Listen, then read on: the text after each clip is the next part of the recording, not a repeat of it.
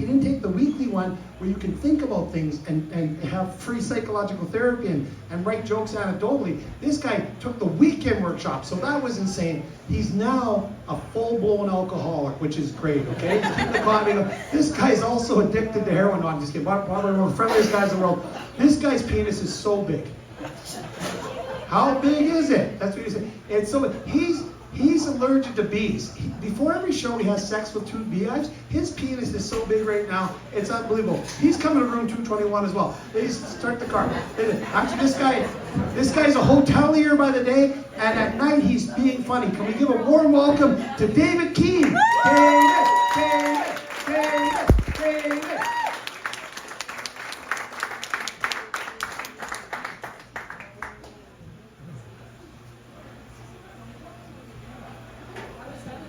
I have a book here with everything written into it with all my plans, and I just set the book down so I could look at it, and it closed.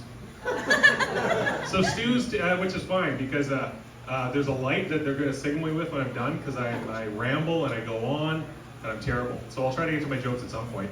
But that's interesting that number one, Stu is going to teach a thing about stripping, right? That's going to be like having the table of Iranians over here teach us about Easter.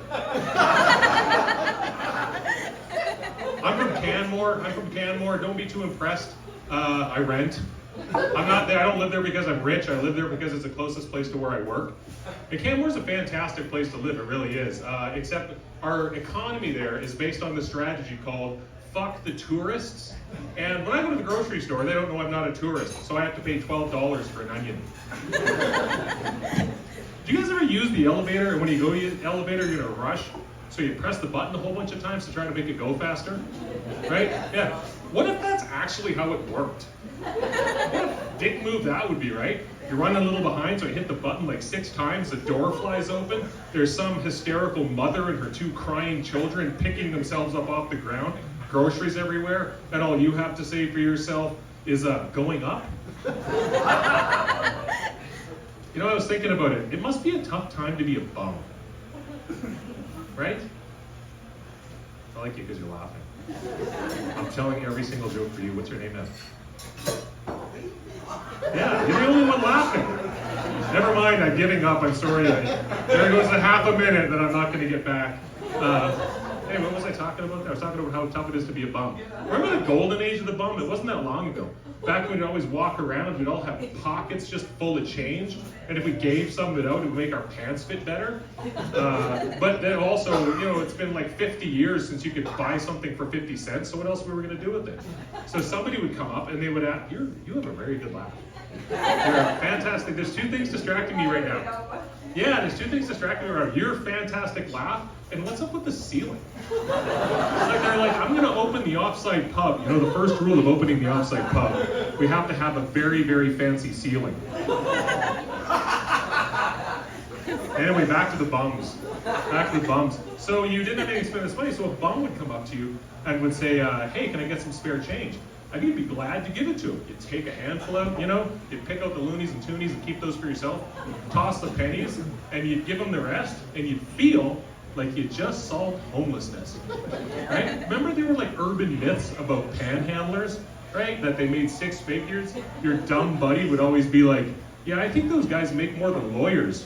Yeah, I don't know, they didn't look like they made more than lawyers.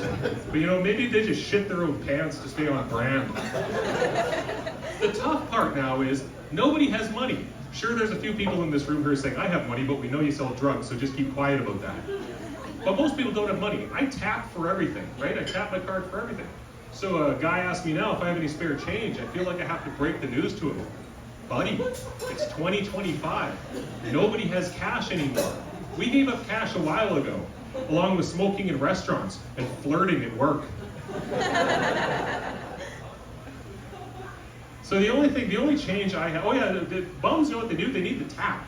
They need the tap. Imagine if you're walking down like Stevens Avenue and some guy comes up to you and asks you for money and he holds out one of those square readers.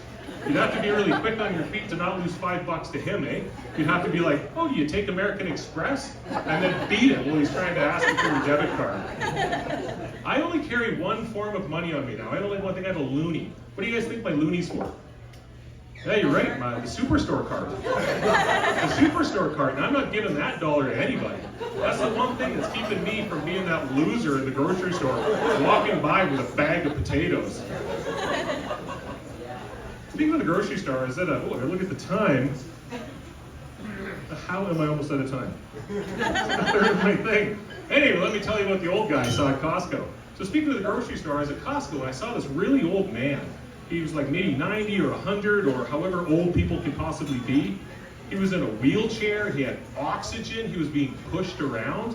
He had that look on his face like the look the really, really old have that says, how am I still alive? Anyway, I saw this guy and I couldn't help but ask myself, should this guy really be buying bulk? Anyway, you're all fantastic. Thank you very much.